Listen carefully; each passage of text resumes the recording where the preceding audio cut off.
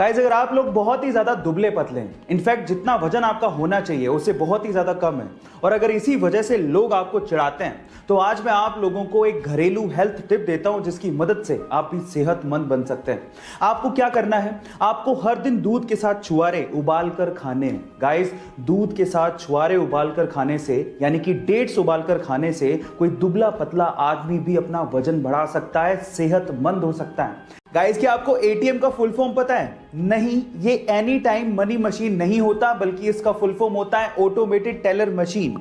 तो चलिए आज मैं आप लोगों को एटीएम से रिलेटेड इंडिया के कुछ इंटरेस्टिंग फैक्ट्स बताता हूं।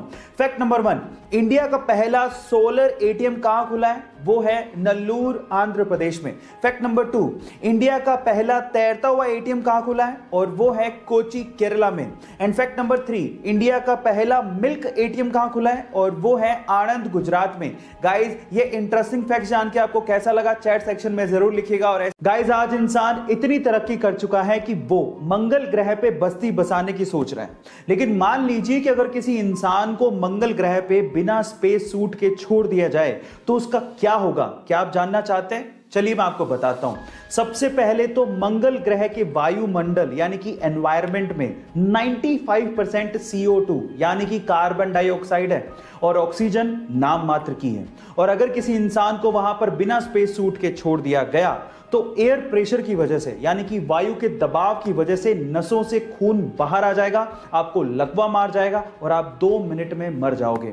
इसके अलावा मंगल ग्रह का टेम्परेचर पलक झपकते ही -80 डिग्री सेल्सियस तक गिर जाता है। इतनी कपकपाती ठंड में आपका खून तक जम जाएगा। गाइस, इस वजह से बिना स्पेस सूट के मंगल ग्रह पे रहना नामुमकिन है। गाइस, क्या आपको पता है कि इंडिया की सबसे धीमी रफ्तार से चलने वाली ट्रेन का नाम क्या है? डोंट वरी, मैं आपको बताता हूं। सबसे धीमी रफ्तार से चलने वाली ट्रेन का नाम है मेट्टुपालयम ऊटी नीलगिरी पैसेंजर ट्रेन, जो कि मात्र 10 किलोमीटर पर आवर के हिसाब से चलती है, जो कि हमारे ही देश की सबसे फास्टेस्ट ट्रेन से लगभग 16 गुना धीमे चलती है।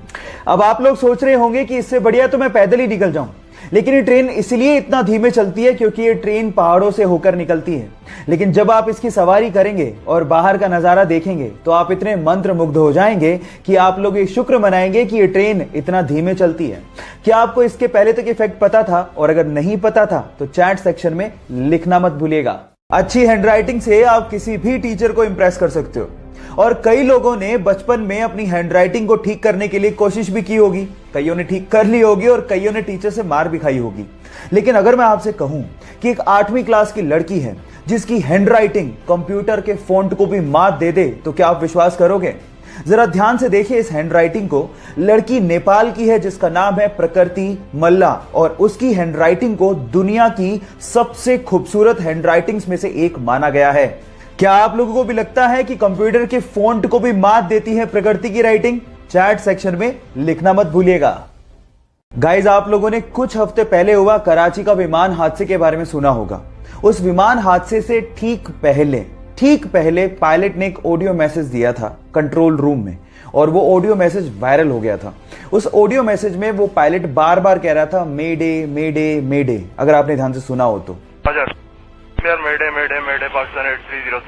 पर सवाल यह है कि क्या मतलब होता है मेडे का? मैं आपको बताता हूं। मेडे एक क्रिटिकल मैसेज है जो कि तब दिया जाता है जब पायलट और विमान ये दोनों खतरे में हों। और मेडे एक्चुअली एक फ्रेंच वर्ड मेडर से लिया गया है जिसका मतलब होता है मेरी मदद करो, मेरी मदद करो। क्या इसके पहले तक इफेक्ट आपको पता था? और अगर नहीं पता था तो चैट सेक्शन में लिखना मत भूलिएगा।